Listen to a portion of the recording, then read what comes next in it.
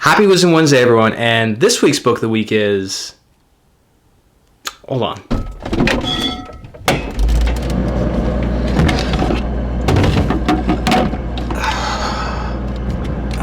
There it is.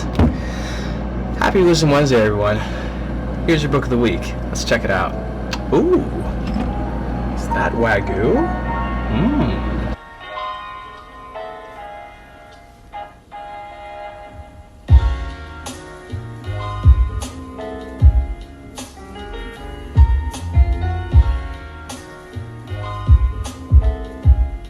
Happy Wisdom Wednesday, everyone, and this week's book of the week is The Complete Guide to Fasting, Heal Your Body Through Intermittent, Alternate Day, and Extended Fasting by Jason Fung, MD. Now, I recently got into fasting about a year ago when I had posted this tweet on Twitter. You see, I started to get into fasting mainly just to help get into better shape and lose a little bit of weight. Plus, I had read a lot of the benefits of fasting. And of course, one of my mentors and my first boss, Christopher Prentice, decided to tweet back at me and challenge me to essentially up my game and do what he had done many years prior, which was essentially do a fast for 3 days. Now, the difference between me back then and me now was back then I was a young, baby-faced professional,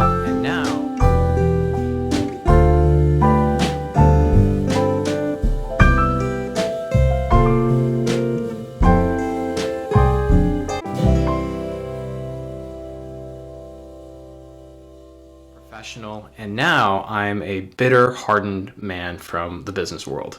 So of course, I was definitely up for the challenge, and I did a 3-day fast last year.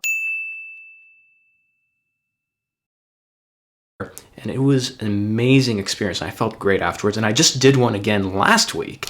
Now, I want to talk to you about my journey when it comes to fasting, both the 3-day fast I did, which is, quite a lot, but not as big as you would think, but also intermittent fasting, and more importantly, break down the science and physiology of what it means to fast and how do you essentially start burning fat. Now, keep in mind, I'm not a licensed medical professional. I'm just a guy on the internet that does book reviews. I'm going to share with you information from this book, so do not take this as medical advice. Please talk to your doctor. If you take this video and use it for medical advice, that is very stupid. Do not do it. This is all very bad. So now with that out of the way, what is essentially fasting? Well, let's start with a simple graph, and I'm going to walk you through each of the stages of fasting to understand the very simple view of what's happening in your body. So let's get started, but first, a little bit of internet magic. Let's get that graph out here. Oh, internet magic takes a little time with graphs, but here we go. So first, let's start with insulin. What is insulin? Insulin is a hormone and has really two major functions. First, it allows the body to immediately start using food energy. Second, insulin helps store the excess energy, and there are two ways that it stores these energy. Glucose molecules can be linked to long chains called glycogen, and then you store that into the liver. So insulin takes glucose, turns it into glycogen, that gets stored into the liver. However, there is a limit of how much glycogen can be stored in the liver. So when glycogen ends up being overflowed in the liver, where does it go? That's where insulin takes the extra glucose and turns it into fat.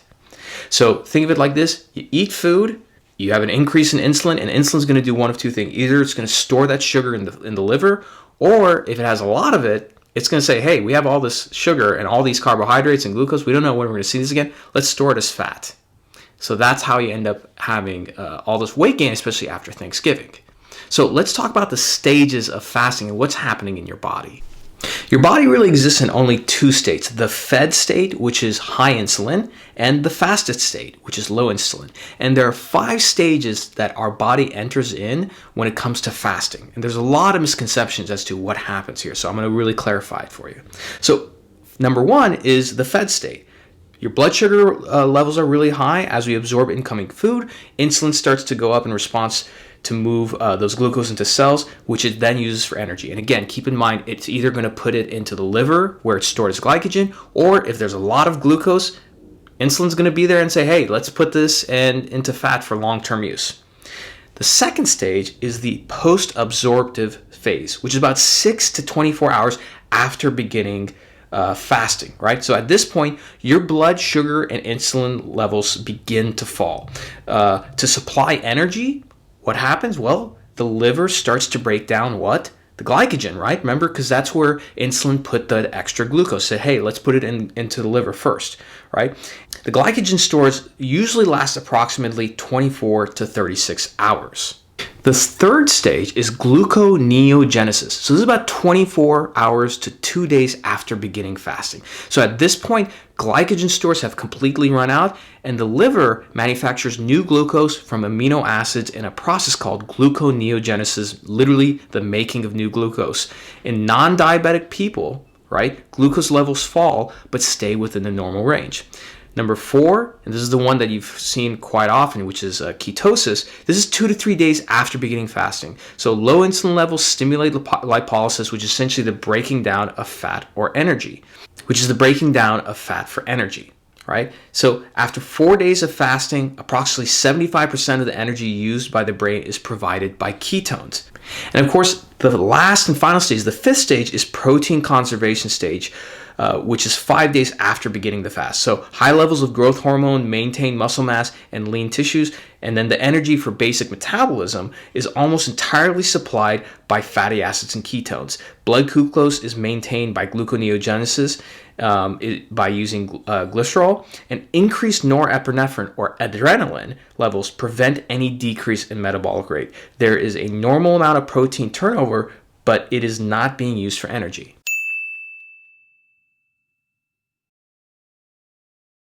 Now, here's something to keep in mind. We just described the process of switching from burning glucose to burning fat.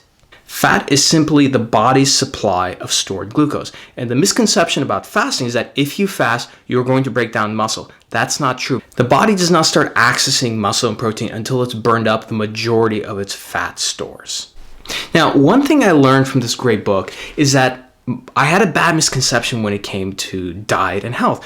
I thought that it's simply as calories in, calories out. So if I have less calories in and I move around, then I'm going to have less calories coming out, and thus I'm going to end up losing weight, right?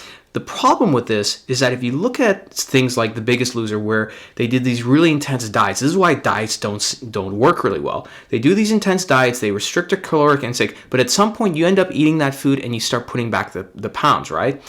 The key that I learned is it's all about hormone regulation. Simple tricks such as this one study that showed that people who had a smaller dinner, right, ended up losing more weight than those who had a smaller breakfast, right? Why is that, right? The reason why is that at night you seem to be a lot more insulin sensitive, and eating and going to bed is just not a good idea. So those who had a bigger breakfast and a smaller dinner ended up losing weight. Now, the way you need to think about glycogen and insulin, all these things, is in this very simple analogy. Glycogen, which is the glucose that you have and insulin decides to store in the liver for quick access, is kind of like your refrigerator, right? That's where calories go in. But then, long term, if you end up with an overflow of food, you can find ways to, store the food in perhaps a garage freezer. So insulin goes and stores glucose in the garage freezer known as fat. Now, to make this analogy really simple to understand, think of it like this. As long as insulin goes up, it's going to block the body's ability to access those fat reserves. Now, you don't have to go through all your glycogen stores, just start accessing your fat, right? It's just like when you're eating in a house, right? You don't have to completely empty out your entire refrigerator, just start accessing what's in the freezer. So the reason why I mention this is that a lot of times people think by just reducing the amount of food they eat, that's enough to lose weight and get healthier. But in fact, that's not true, because think about it. If you have these small meals throughout the day, right, all you're doing is, maybe your insulin isn't as high, but your insulin is still there, and that's preventing you from accessing that fat, right? And a lot of food and our habits around food are really as a result of, I hate to say it, but marketing, right? Whoever said you have to have 5 meals a day? Who the heck said you had to have 3 meals a day, right? That's not actually true. And so when you look at fasting, this is actually a much more natural approach, because back in prehistoric times, we wouldn't be able to eat every single day. Sometimes we go 2-3 days without food. I'm not suggesting you do that, but having some fasting principles like intermittent fasting is actually a lot more natural, because you allow yourself to keep your insulin extremely low, if not non-existent, so that your body can start accessing not only glycogen stores, but those fat stores to start burning off fat and losing weight. Now, my final recommendation, which is probably the easiest way to get started when it comes to fasting, is this. Do what's called 16-8. You fast for 16 hours and then you eat for 8 hours, right? And the whole idea is, again, restricting the time that you're going to have an insulin response. So the easiest way to do this is go to bed, have your dinner around 6 or 7 p.m., right?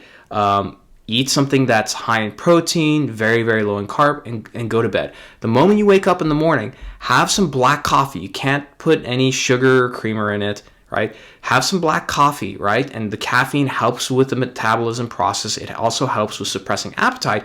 And then have your lunchtime, right? That more or less will give you about 16 hours. And try that for a few days and see how you feel.